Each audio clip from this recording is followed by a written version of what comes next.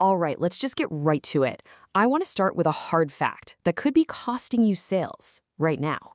Right now, as you're watching this, there are 15 different AI systems actively crawling and reading your e-commerce product pages.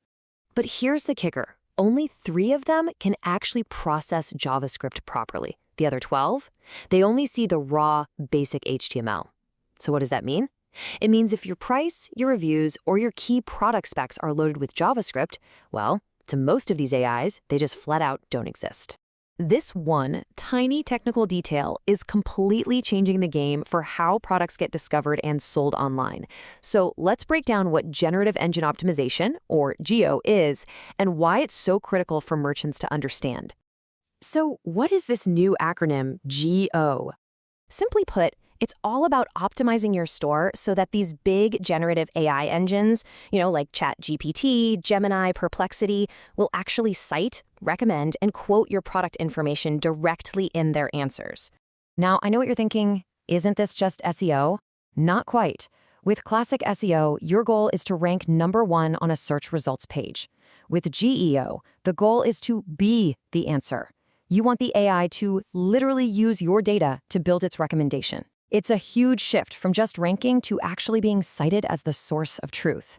And listen, this isn't just some marketing buzzword we cooked up. This term was formally introduced in a paper from Princeton University researchers. They established generative engine optimization as a legitimate new way to think about content visibility in this new age of AI. It's the real deal. Okay, so why is this so important right now? Well, as always, the traffic data tells the story.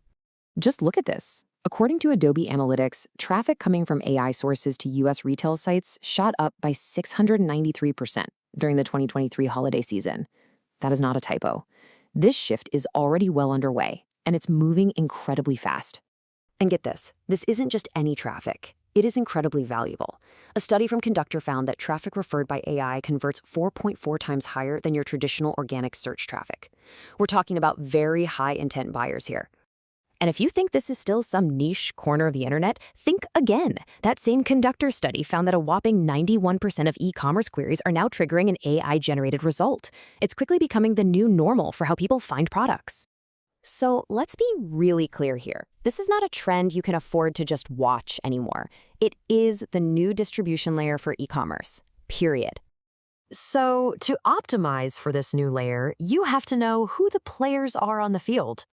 And it's a much broader landscape than you might think. We're tracking at least 15 major AI systems that matter. Of course, you have the big ones like ChatGPT and Gemini and Perplexity, but you also have regional specialists like Mistral's Claude in Europe and a whole bunch of others. It's a full ecosystem.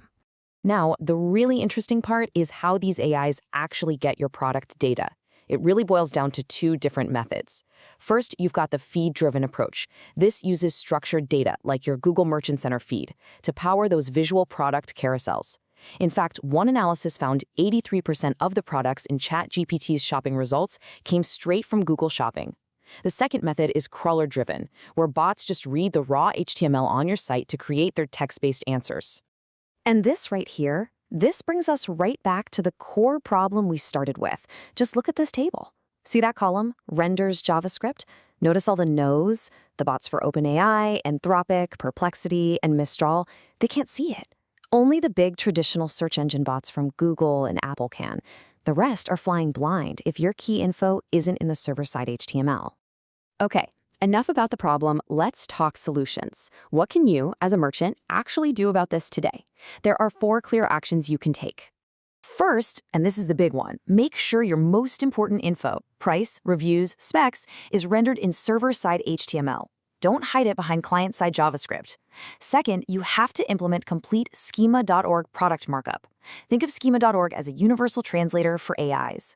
You need to include aggregate rating, offer, and brand details. Third, keep your Google Merchant Center feed clean and active. That's absolutely vital for the feed-driven AIs. And fourth, please, go make sure you're not accidentally blocking these AI crawlers in your robots.txt file. Specifically, you need to check that your robots.txt file explicitly allows agents like GPTbot, ClaudeBot, PerplexityBot, and the others listed here. You would be surprised how many default themes, even on major platforms, still block some of these. And here's one last thing to keep on your radar. an emerging standard called llms.txt. It's basically like robots.txt, but it's designed specifically to give instructions to large language models. This, plus some other new standards like Agentic Commerce Protocols or ACP, is really the next frontier of GEO. So I want to be crystal clear. GEO is not just SEO with a new trendy name. SEO is not dead. It's still absolutely essential. But GEO is a fundamentally different distribution channel with its own unique set of rules and mechanics that works alongside search.